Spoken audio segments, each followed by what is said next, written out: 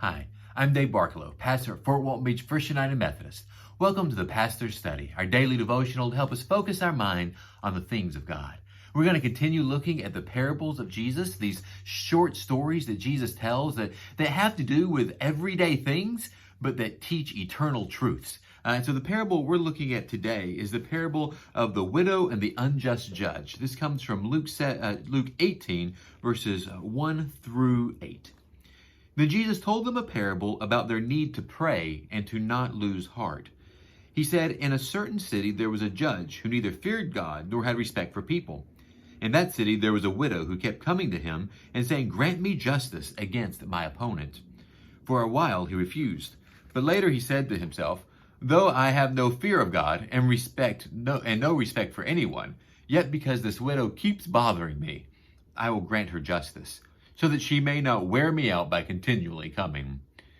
And the Lord said, "Listen to what that unjust judge says. And will not God grant justice to his chosen ones who cry out to him day and night? Will he delay long in helping them? I tell you, he will quickly grant justice to them. And yet when the Son of Man comes, will he find faith on earth?" This parable begins off, the writer tells us exactly why this parable is being told in verse 1. He told them this parable about their need to pray and to not lose heart. The need to be persistent in our prayer. That often it seems like we pray the same prayer and we're wondering if God is even hearing it. And yet God does hear that prayer. And God's timing is perfect, and God's timing is good.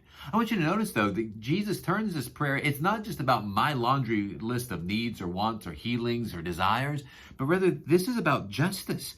And Jesus says that God will grant justice to his chosen ones who cry out to him. That these aren't just about our individual needs, but they're about our needs together as a people, about our needs to be a thriving world, a thriving society, to see that all people are taken care of, to see that all people are valued, that this is the just world that God desires. And when we pray in line with the world that God desires, that world of peace, that world of wholeness, that world of love, then we can know that God will answer our prayers. So today, friends, let's take every need we have to God. Let's take every concern we have to God, both little and big, but let's don't let go of calling out to God to bring his kingdom come.